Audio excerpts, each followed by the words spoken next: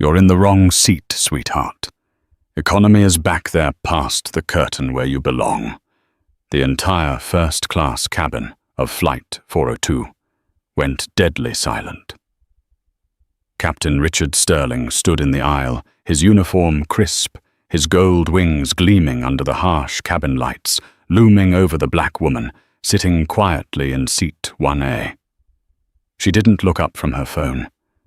She didn't flinch. She just adjusted her glasses and said calmly, "I believe my boarding pass says 1A Captain." Richard laughed, a cold, mocking sound that sent shivers down the spines of the surrounding passengers. "Ticket errors happen. But let's be real, someone like you doesn't buy a seat like this. Now move before I have security drag you off my plane."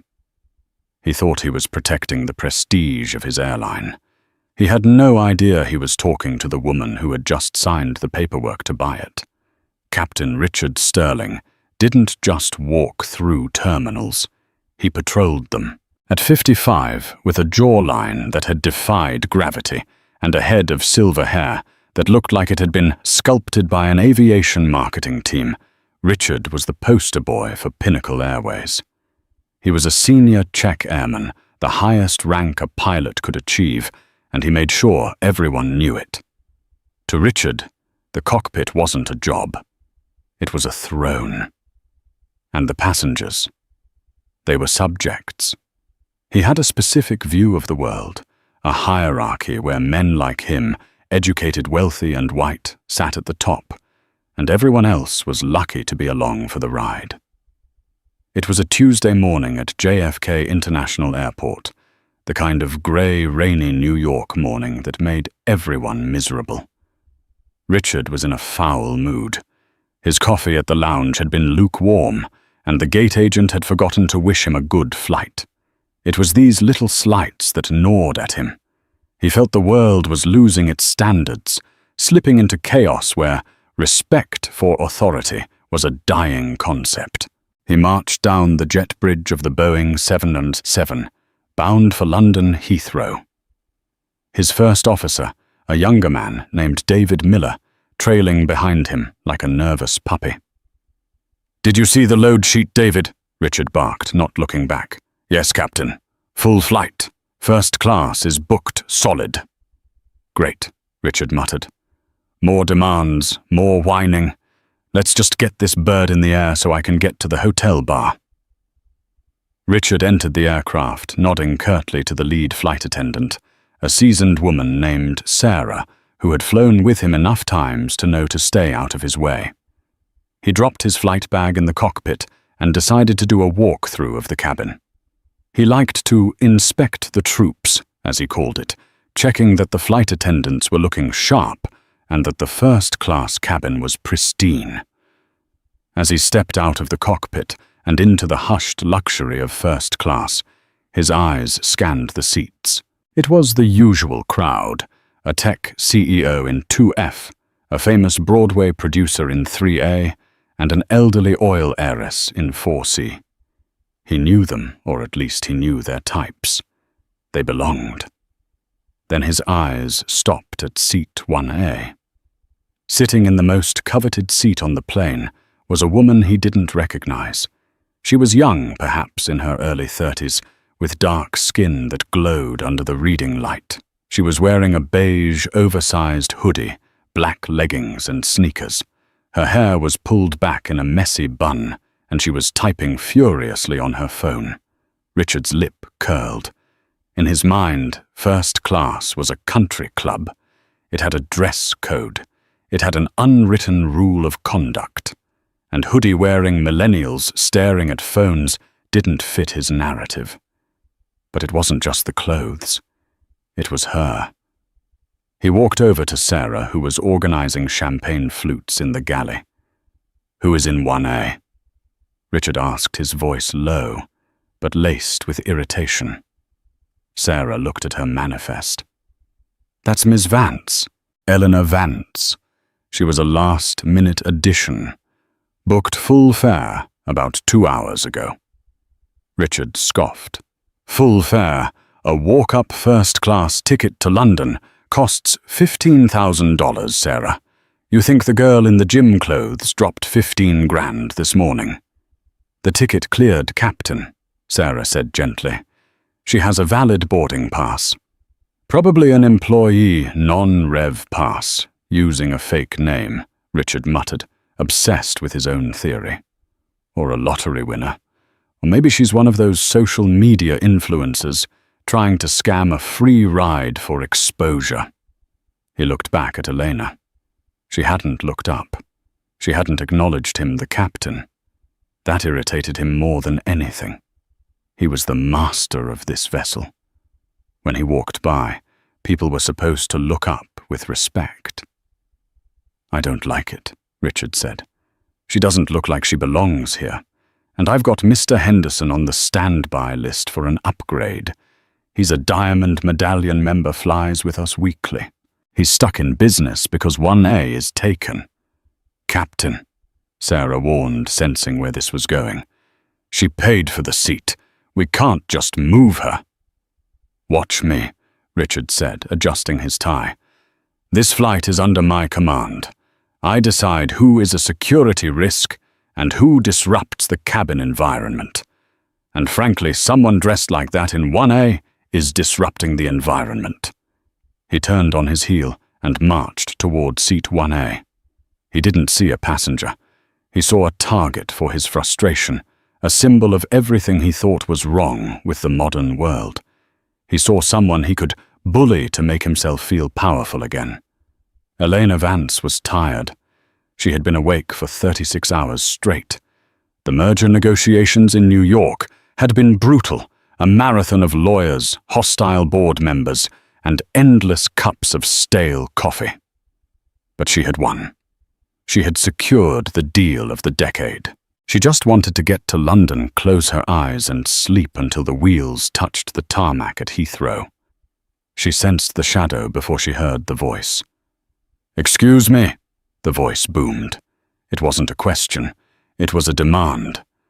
Elena finished typing her text message to her assistant. Deal done. In the air soon. Don't call unless the building is on fire. And locked her phone. She looked up. A pilot was standing over her. He was tall, silver-haired, and looking at her with an expression she had seen 1,000 times before. It was the look of a man who had already decided who she was and what she was worth, solely based on the color of her skin and the comfort of her clothes.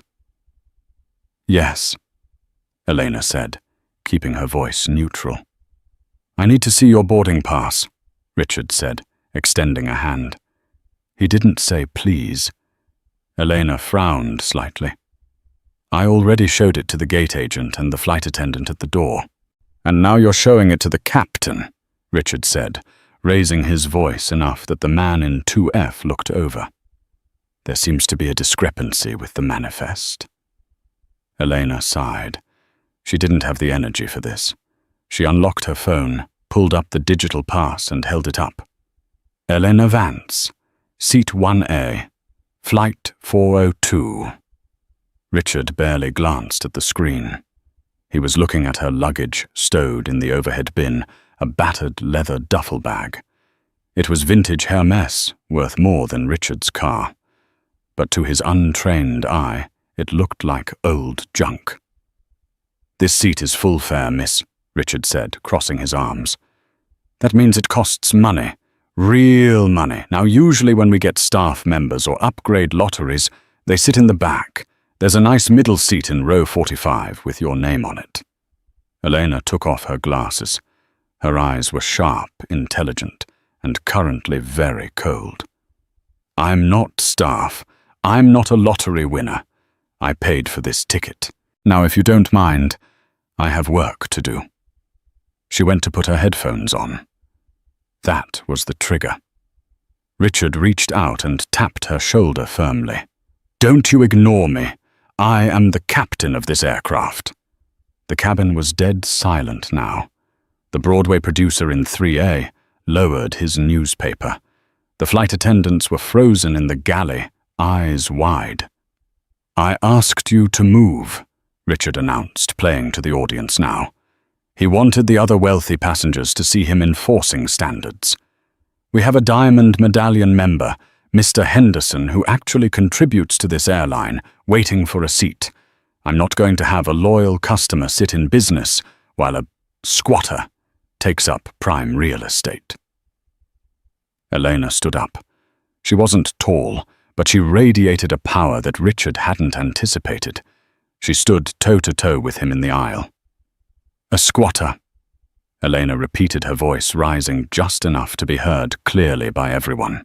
You are removing me because you think I can't afford this seat. I'm removing you because I suspect fraud. Richard lied smoothly. It happens all the time. Stolen credit cards, hacked accounts. People like you trying to live the high life for a few hours. People like me? Elena asked. The air in the cabin grew heavy. People who don't belong, Richard sneered. Now grab your bag. You're going to economy. If you make a scene, I'll have the Port Authority police escort you off the plane entirely. Your choice, sweetheart. Sarah, the lead flight attendant, rushed forward. Captain Sterling, please. Quiet, Sarah, Richard snapped. He turned back to Elena, a smug grin on his face. Well, walk or get dragged. I have a schedule to keep. Elena looked at him for a long moment. She didn't scream. She didn't cry. She didn't throw a fit. She simply reached into her bag, pulled out a second phone.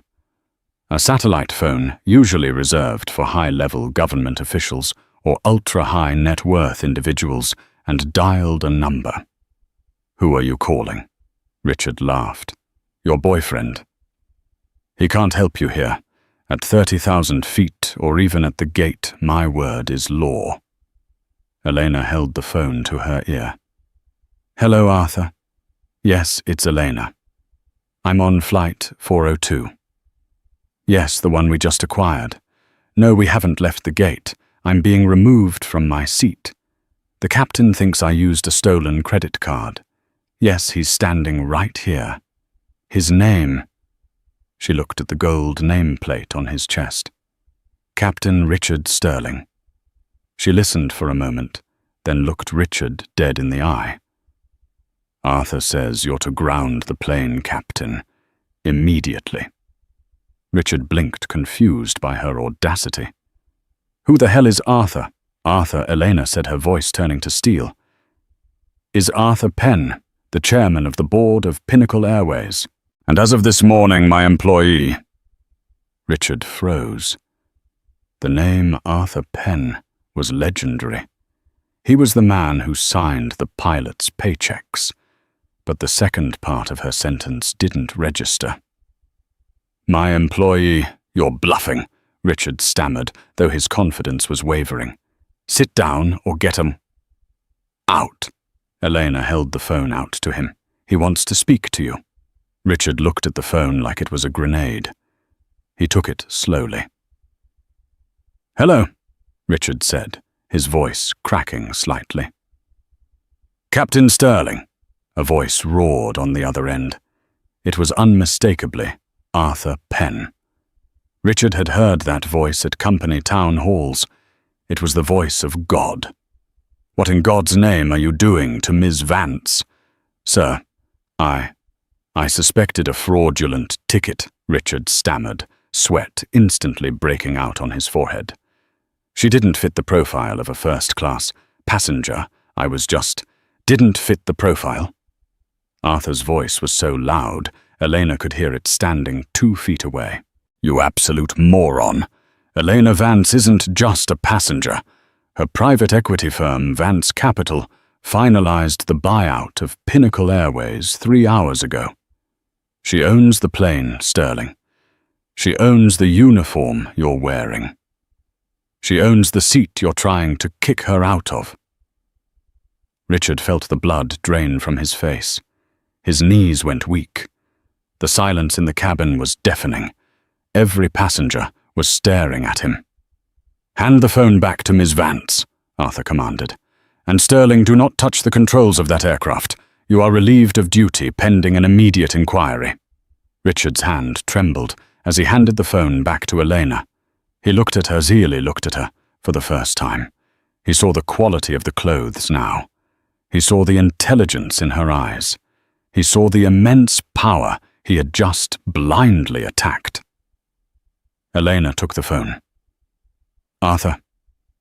"Yes, I'm fine. But I don't feel safe flying with this pilot. His judgment is clearly impaired." She hung up and looked at Richard. The smugness was gone, replaced by the terrified look of a man watching his life crumble. "You wanted me to move, Captain?" Elena asked softly. "I think you're the one who needs to leave." The silence that followed Elena's revelation was heavier than the aircraft itself. Captain Richard Sterling stood frozen in the aisle of the Boeing 707. His face, usually flushed with the ruddy arrogance of a man who spent his weekends on golf courses, was now a sickly shade of grey. The phone in his hand felt leaden. He looked at Elena Vance, searching for a crack in her armor, a hint that this was a prank, a joke, a misunderstanding. But there was no joke. Elena sat back down, smoothing the fabric of her leggings, and returned her gaze to her phone. She had dismissed him. She had turned off the sun of his existence with a single sentence. I think there has been a terrible misunderstanding," Richard croaked. His voice, usually a baritone boom used to command flight attendants and reassure nervous flyers, was now a thin, reedy whine. Elena didn't look up. "The misunderstanding was yours, Captain. The consequences will be yours too." "Ms. Vance." Richard tried again, taking a step closer, invading her personal space out of desperate habit. "I have flown for this airline for 30 years. I am a Czech airman. I have a spotless record. You can't simply Step back," a deep voice rumbled from seat 2F. Richard snapped his head around. The tech CEO, a man named Marcus Thorne, who ran a cybersecurity empire, had stood up. He wasn't as tall as Richard, but he was younger, broader, and currently looking at the captain with unmasked disgust. "She asked you to leave," Marcus said, "and frankly I don't feel safe flying with a pilot who has a mental breakdown because a woman is sitting in first class. Get off the plane." "This is none of your business," Richard snapped, his old reflexes firing. "It is my business," the elderly oil heiress in 4C piped up, her voice sharp as glass. She adjusted her pearls. "I pay for professionalism, Captain Sterling. Not whatever this is. You are embarrassing the airline, and you are embarrassing yourself." Richard looked around the cabin. The allies, he thought he had the wealthy, the elite, the people like him, were all looking at him like he was something they had stepped in. He realized with a jolt of horror that he hadn't protected the sanctity of their club. He had violated their code of subtle conduct. He had been loud. He had been crude. He had been wrong. The sound of heavy boots thudding against the jet bridge floor broke the tension. 2 Port Authority police officers appeared at the cabin door, flanked by a very pale-looking gate agent. "Captain Richard Sterling?" the lead officer asked. Richard straightened up, trying to salvage a shred of dignity. "I am Captain Sterling. There is a passenger here refusing to follow crew instructions, and We're not here for the passenger, sir," the officer said, stepping into the aircraft. "We received a call from Airline Corporate Security. They've revoked your security clearance effective immediately. You're trespassing on this aircraft." Richard's mouth opened and closed like a fish out of water trespassing on his own plane. "This is insane," Richard hissed. "I am the pilot in command." "Not anymore," the officer said, resting a hand on his belt. "Grab your bag, sir. Don't make us cuff you in front of the passengers." The ultimatum hung in the air. Richard looked at the cockpit, his sanctuary. Then he looked at Elena. She finally looked up, her eyes meeting his.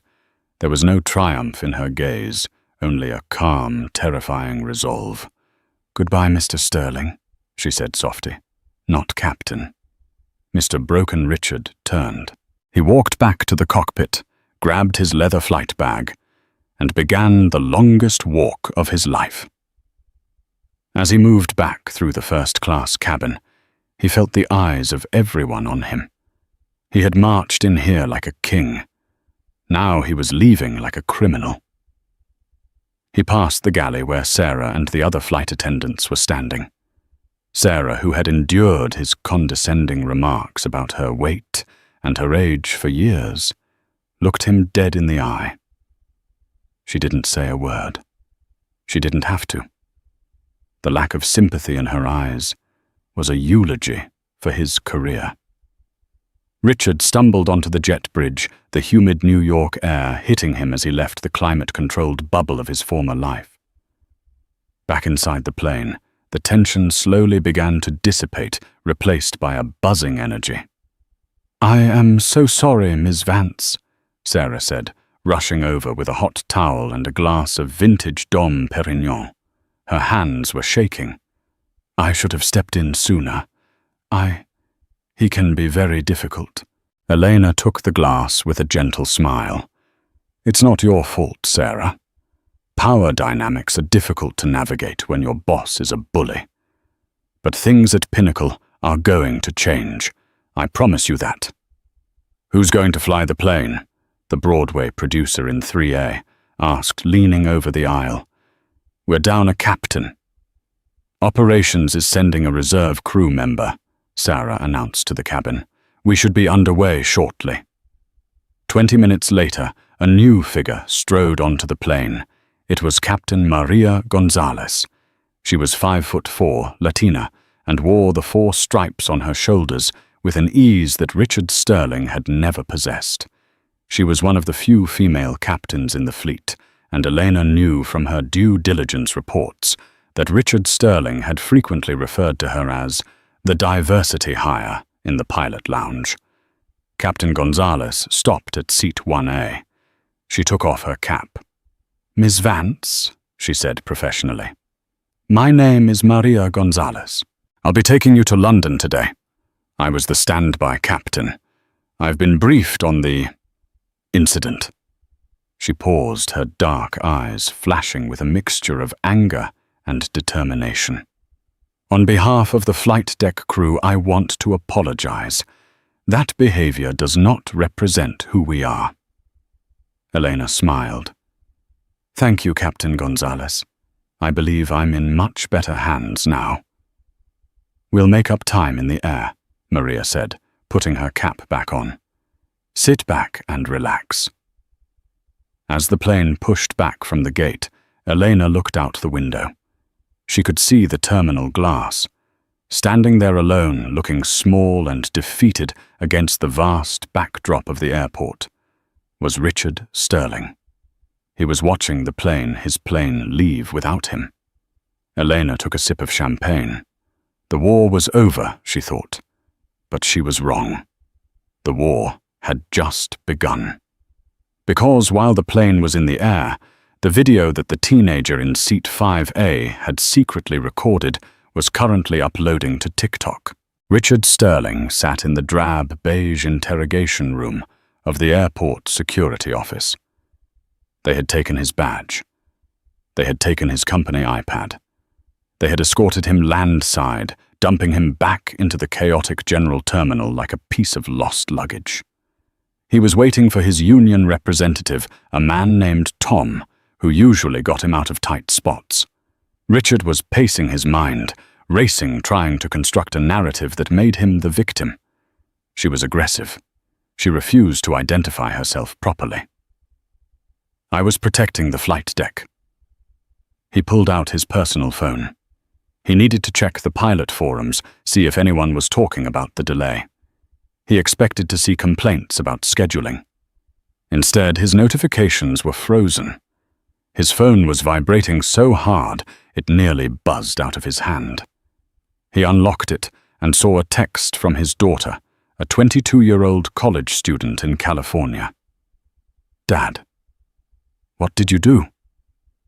Below the text was a link. Richard clicked it. It opened a TikTok video.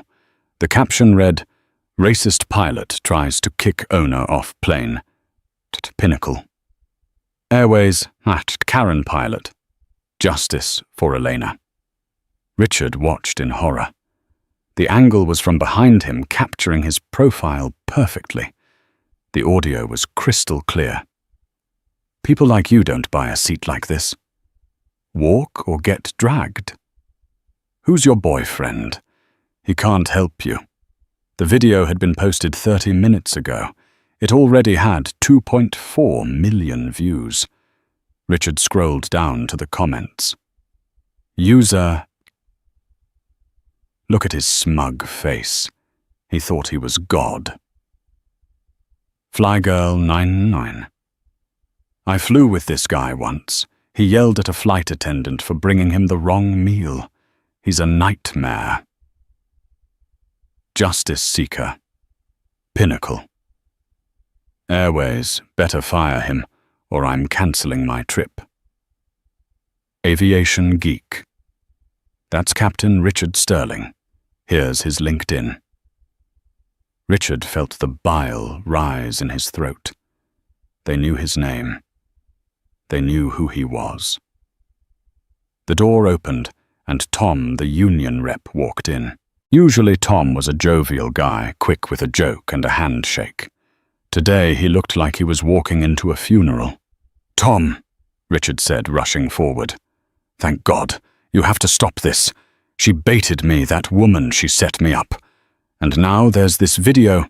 "Sit down, Richard," Tom said, not making eye contact. He didn't sit down himself. He stayed by the door.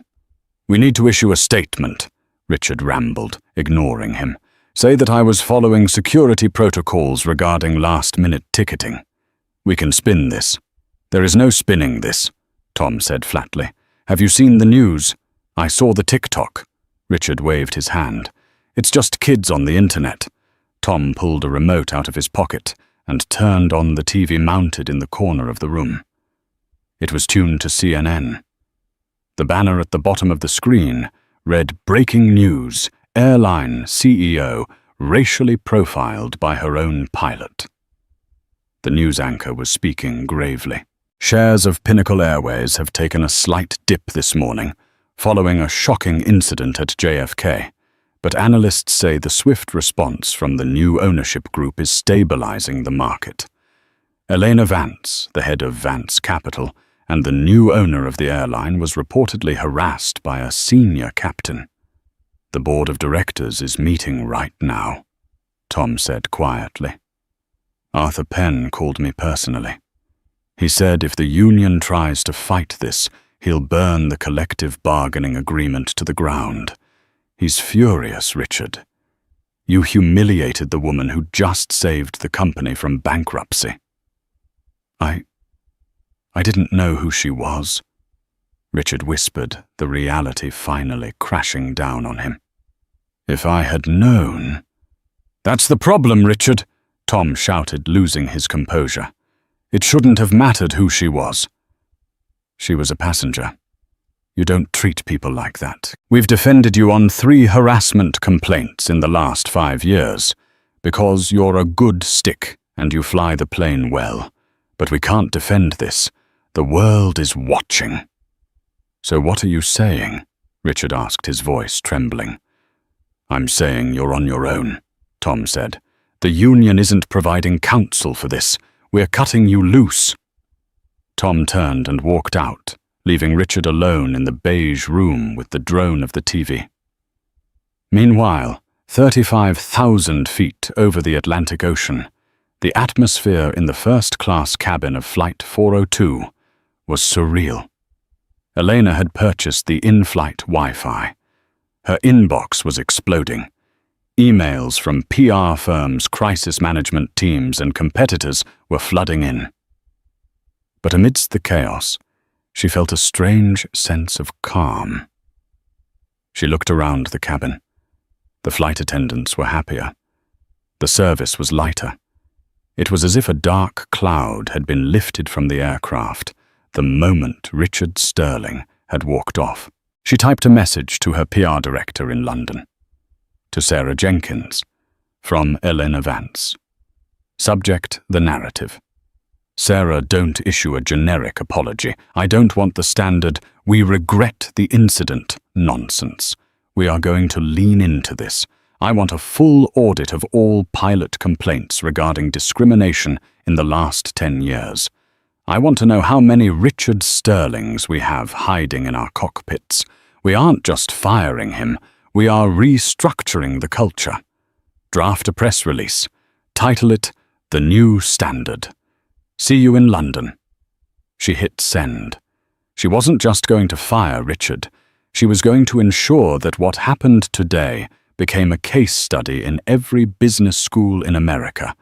She was going to turn his moment of bigotry into her moment of leadership. The plane began its descent toward London Heathrow. The sun was rising over the clouds, painting the sky in hues of purple and gold. It was a new day. But for Richard Sterling, the sun had set. He eventually left the airport, shielding his face from a few paparazzi who had already gathered at the curb. He took a cab to his empty house in Long Island.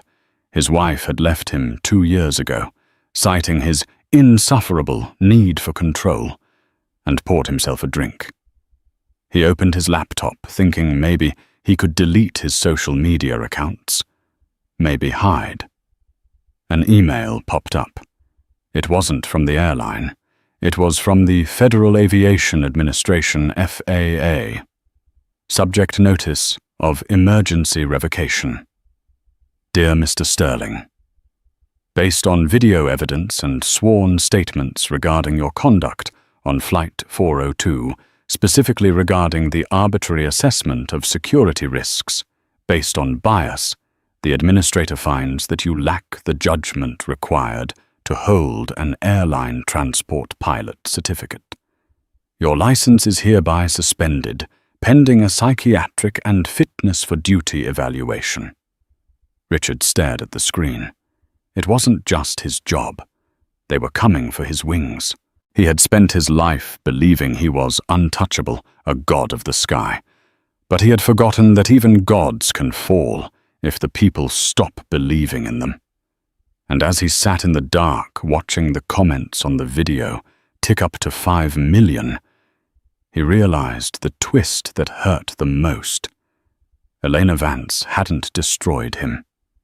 She had simply handed him a mirror, and the world was finally seeing what had been there all along. But Richard Sterling wasn't the type of man to go down quietly. As the whiskey burned his throat, a new emotion replaced the fear. Rage. If he was going down, he was going to take the airline down with him. He reached for his phone and dialed a number he hadn't used in years. A tabloid journalist known for digging up dirt on corporate takeovers. "Hello?" the sleazy voice answered. "This is Captain Richard Sterling." Richard said, his eyes bloodshot. "I want to sell a story. The real story about Eleanor Vance and how she acquired Pinnacle Airways. It wasn't just money. It was blackmail. It was a lie, of course. A desperate, vicious lie. But Richard didn't falter about truth anymore. He only cared about pain.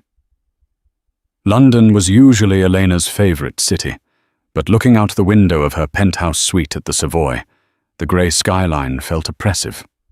It had been 3 days since the incident. 3 days since she had fired Richard Sterling. In a rational world, that would have been the end of it. But the world Elena was learning was far from rational. On the television screen in her suite, a popular American cable news host was shouting, "When is enough enough?" A decorated pilot, a veteran of the skies with 30 years of service, stripped of his livelihood because he made a simple mistake. Or is this another case of the woke corporate elite punishing the working man? Elena muted the TV. She rubbed her temples. "He's gaining traction, Elena," said Marcus Thorne, the tech CEO, who had sat in seat 2F. He had become an unexpected ally, flying to London to help her manage the digital fallout. He sat on her velvet sofa, an iPad in his hand. He's started a GoFundMe for his legal defense. It's already at $200,000. People are donating to a bigot, Elena asked, incredulous. They aren't donating to a bigot, Marcus corrected gently. They're donating to a narrative. Richard has hired Mike Reynolds. Elena's blood ran cold. Mike Reynolds was a bottom-feeding tabloid journalist, known for destroying reputations. If Richard was working with him, this wasn't just a labor dispute anymore. It was an assassination attempt on her character. 3,000 miles away, in a dimly lit steakhouse on Long Island. Richard Sterling was feeling something he hadn't felt in days, hope. "You look terrible, Dick," Mike Reynolds said, slicing into a rare ribeye. Reynolds was a greasy man with dyed black hair and a suit that cost too much but still looked cheap. "I haven't slept," Richard muttered. He was on his 4th scotch. "She took my license, Mike. The FAA pulled it pending mental evaluation. She ruined me." "So ruin her back," Mike said, chewing loudly. "We need an angle. The racism thing is bad for you. We need to pivot. Why did she buy the airline, Richard?" A 30-year-old black woman doesn't just buy a legacy carrier. Where did the money come from? Richard hesitated. He knew where the money came from. Vance Capital was a legitimate powerhouse, but the truth wouldn't get his job back. The truth wouldn't hurt her. She didn't buy it. Richard lied, the alcohol fueling his recklessness. She stole it. Mike stopped chewing. "Go on." "Arthur Penn, the chairman," Richard whispered, leaning in. "He's been compromised. I've heard rumors for years. Affairs, gambling debts. Elena Vance didn't pay market value for those shares. She has dirt on him. She blackmailed her way into that seat." It was a complete fabrication. Arthur Penn was a choir boy, and Elena had paid 20% above market value.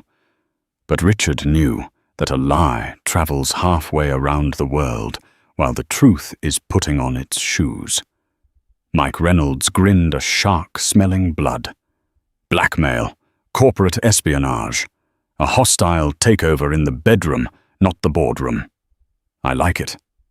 I can run with this. But I need a source. "I'm the source," Richard said, slamming his glass down. "I saw them, in the lounge. Arguments. Tension. I connected the dots." "That's thin," Mike warned. "It's enough for a headline," Richard countered. "And once the headline is out there, the stock price drops. The shareholders panic. They'll force her out to save the company. And when she's gone, the old guard comes back. And I get my wings back." Mike wiped his mouth with a napkin. "All right. We go live tonight. Exclusive interview. The whistleblower pilot. You aren't the villain anymore, Richard. You're the hero who got fired for knowing too much." The interview aired at prime time. Richard Sterling, wearing a suit that was slightly too big for him, now that he had lost weight from stress, looked into the camera with sorrowful eyes. "I wasn't trying to kick her off because of her race," Richard lied smoothly to the millions watching. "I was trying to kick her off because I knew who she was. I knew she was a criminal who had extorted our beloved chairman. I was trying to protect my airline. And for that, I was silenced." The internet exploded. Within hours, the hashtag #InvestigateElena was trending. Bots and trolls flooded social media with conspiracy theories. Pinnacle Airways stock plummeted 12% in pre-market trading. Elena watched the stock ticker turn red on her phone. She felt a wave of nausea. He was winning. He was actually winning. "We have to issue a denial," her PR chief stammered. "No," Elena said, standing up. The fear in her chest was hardening into something else, something colder. A denial just gives the lie oxygen. He wants a fight. He wants to talk about secrets. She picked up her phone and dialed her head of security, a former MI6 operative named Julian. "Julian," Elena said, "get the jet ready. We're going back to New York." "To meet with the board?" Julian asked. "No," Elena said. "To meet with Linda Sterling." "The pilot's ex-wife?" "Yes," Elena said. "Richard just accused me of having secrets. It's time we found out what he's been hiding. A man that arrogant, that entitled, he doesn't just break rules in the cabin. He breaks them everywhere. Find me the dirt, Julian. Dig until you hit bedrock." The suburbs of Long Island were quiet, manicured, and deceptive. Elena's black SUV pulled up to a modest 2-story house with peeling paint, a stark contrast to the mansion Richard lived in 3 towns over. This was where Linda Sterling lived. Elena stepped out of the car. She was alone. She had told her security detail to wait. This wasn't a corporate raid. It was a conversation between 2 women. She knocked on the door. Linda Sterling opened it. She looked nothing like Richard. She was small, wearing a stained apron, her face lined with years of exhaustion. She recognized Elena immediately. Her face was on every news channel in America. "If you're here to sue me," Linda said, her voice trembling, "I don't have anything. Richard got the good lawyers during the divorce. I got the debt." "I'm not here to sue you, Linda," Elena said softly. "I'm here to ask for your help, to stop him." Linda laughed, a bitter, dry sound. "Stop him? Richard is a steamroller. You can't stop him. He destroys everything he touches. Me, our daughter, and now you." "He's lying, you know," Elena said. "About me, about the blackmail." "I know he is." Linda sighed, opening the door wider. "Richard never tells the truth if a lie sounds better. Come in." They sat in a cluttered kitchen. Elena accepted a cup of instant coffee. "He's winning," Elena admitted. "The public believes him. He's playing the martyr. He claims he's a man of integrity being crushed by the system." Linda snorted. "Integrity, Richard used to brag that rules were for the little people." "I need something, Linda," Elena said, leaning forward. "My security team did a background check, but it was clean. No arrests, no major debts. But a man like that, he has a vice. He has a secret." Linda looked down at her coffee cup. She was silent for a long time. The clock on the wall ticked loudly. "He does have a secret," Linda whispered. "But if I tell you and it comes out, his pension is gone. The alimony stops. I'll be destitute." Elena reached into her purse and pulled out a checkbook. She wrote a check and slid it across the table. It was for $500,000. "This isn't a bribe," Elena said firmly. "This is an advance on a consulting fee for helping me save my airline. Whatever happens to Richard, I will ensure you and your daughter are taken care of. You have my word." Linda looked at the check. Tears welled up in her eyes. It was freedom. "He has a storage unit," Linda said, her voice shaking. "In Queens, under his mother's maiden name. He brings things back from his international flights, from Brazil, from Hong Kong." "Smuggling?" Elena asked. "Drugs?" "No, not drugs. He's too smart for that. Too risky," Linda said. "Luxury watches, rare gems, uncut conflict diamonds, things small enough to hide in a pilot's flight bag, valuable enough to evade millions in import taxes. He's been a mule for a syndicate in Antwerp for 10 years. He uses the crew-only security lane to bypass customs." Elena's eyes widened. This wasn't just a fireable offense. This was a federal crime. This was prison. "Do you have proof?" Elena asked. "He keeps a ledger," Linda said. "He's obsessive. He writes down every transaction. He thinks he's a genius businessman. He keeps the ledger in the storage unit inside a hollowed-out flight manual." She paused. "I have the key." 3 hours later, Elna stood in a dusty storage unit in Queens. The air smelled of old paper and mildew. Her security chief, Julian, pried open the metal locker in the back. Inside were stacks of cash dirty money and boxes of watches, Rolexes, Patek Philippe's. And there, wrapped in plastic, was an old Boeing 707 operating manual. Elena opened it. The pages had been cut out. Sitting inside was a black leather notebook. She opened the notebook. It was all there. Dates, flight numbers, values, names of contacts. Jan 12, Flight 402, 4X Rolex Daytona, profit 40K.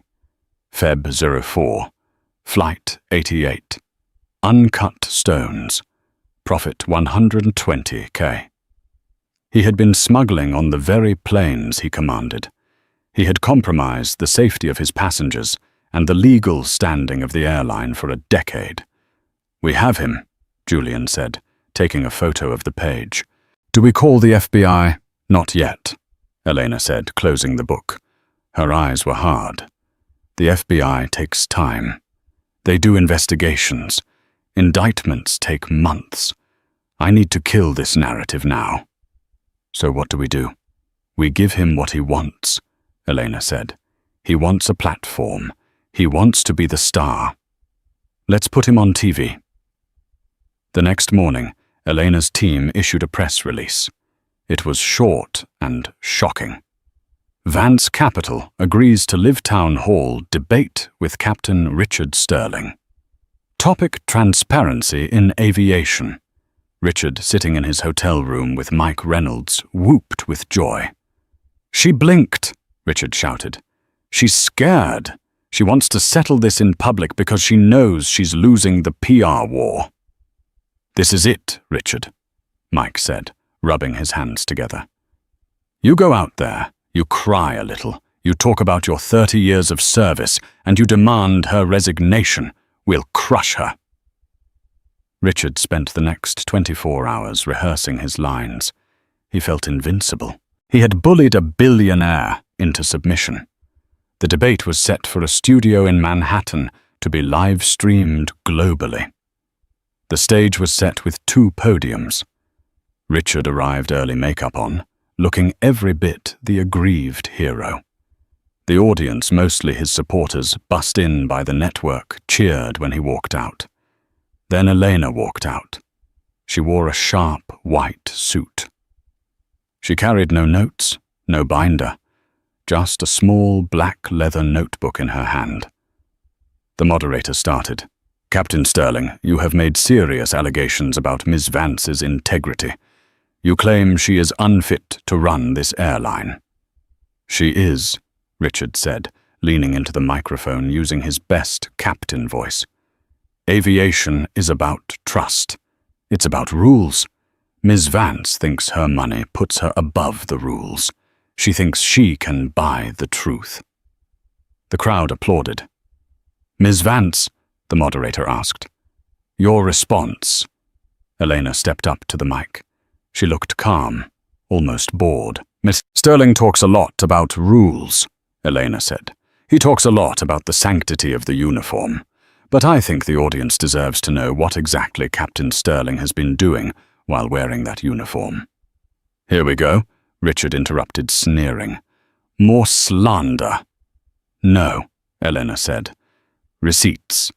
She held up the black notebook. Richard froze. He recognized it instantly. The color drained from his face so fast, he looked like a corpse.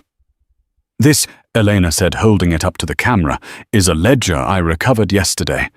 It details 10 years of federal smuggling crimes committed by Richard Sterling using Pinnacle Airways aircraft.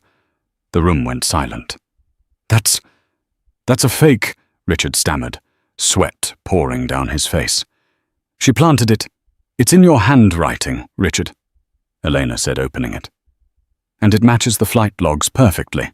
Flight 402, Flight 88. But I didn't just bring the book." She pointed to the large screen behind them. "I brought the video." The screen flickered to life. It was grainy security footage from the storage facility, not from yesterday, but from a month ago. It showed Richard Sterling, clear as day, placing a bag of diamonds into the hollowed-out manual. Elena had found the facility's archives.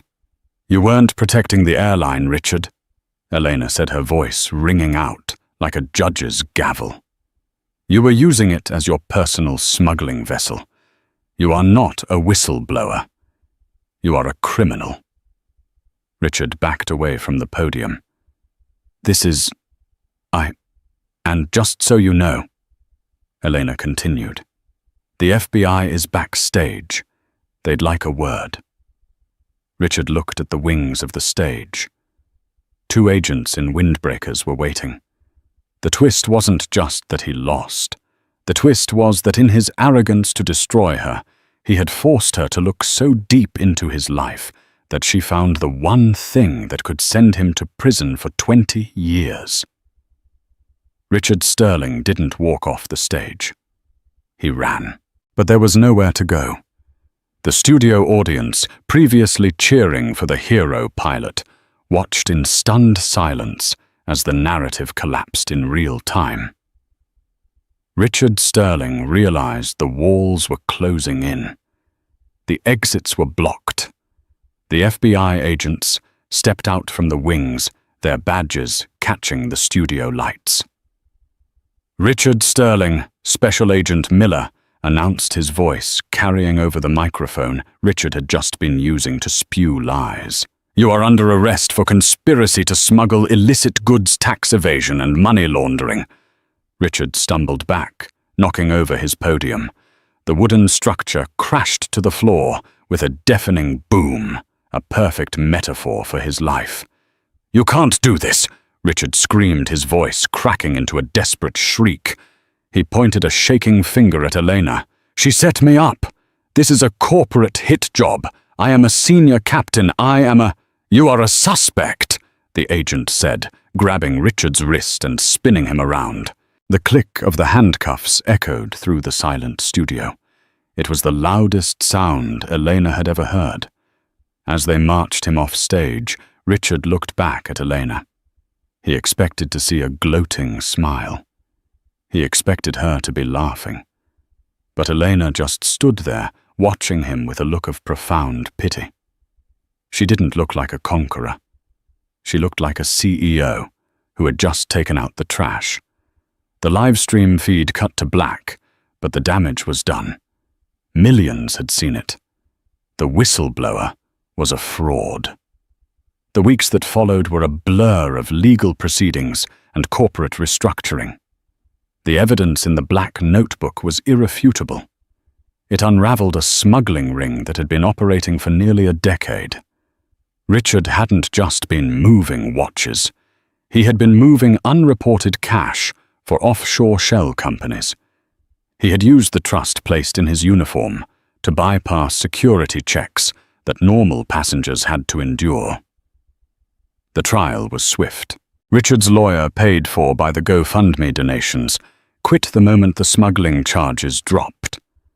Richard was left with a public defender who looked at the mountain of evidence and simply said, "Plead guilty." Richard Sterling, the man who once commanded a $300 million aircraft, stood before a judge in a federal courthouse. He wore an orange jumpsuit that clashed horribly with his pale skin. His silver hair, once perfectly coiffed, was limp and greasy. "Mr. Sterling," the judge said, peering over her glasses, "you used a position of immense public trust to facilitate criminal activity. You then attempted to destroy the reputation of an innocent woman to cover your tracks. Your arrogance is staggering." The gavel banged. I sentence you to 15 years in federal prison without the possibility of parole for the first 10. Richard slumped against the table. 15 years. He would be 70 when he got out. His career was gone. His pension was seized to pay back taxes. His house was foreclosed on. He was taken away in a van shackled to a drug dealer and a thief. As the van drove past JFK Airport, Richard looked out the barred window. He saw a Pinnacle Airways jet taking off, soaring into the clouds.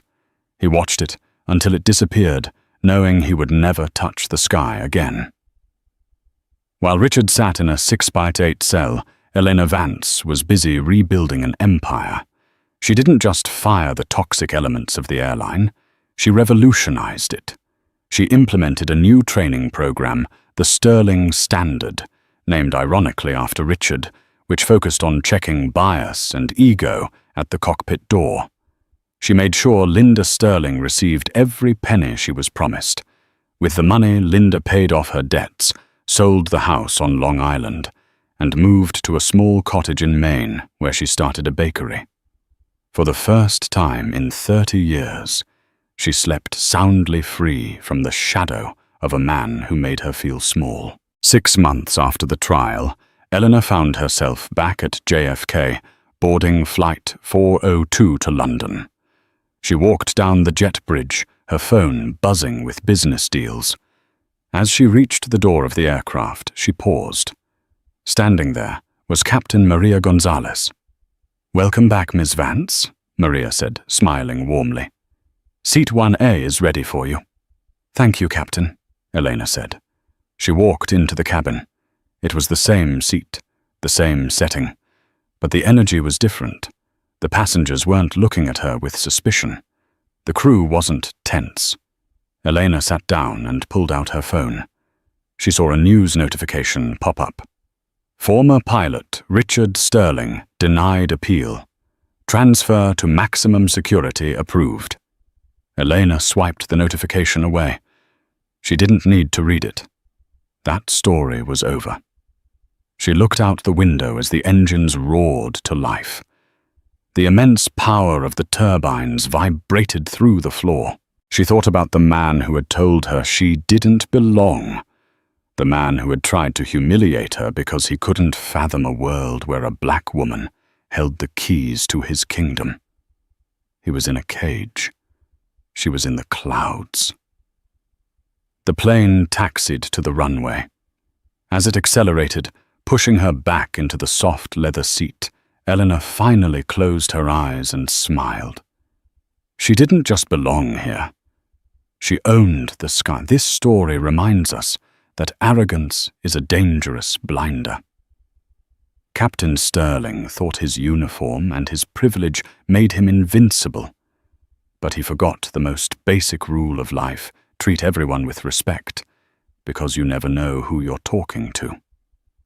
He tried to shame a woman he underestimated, only to discover that she held the power to end his career, and thanks to his own greed, his freedom. It's a classic case of instant karma, serving a cold, hard slice of justice.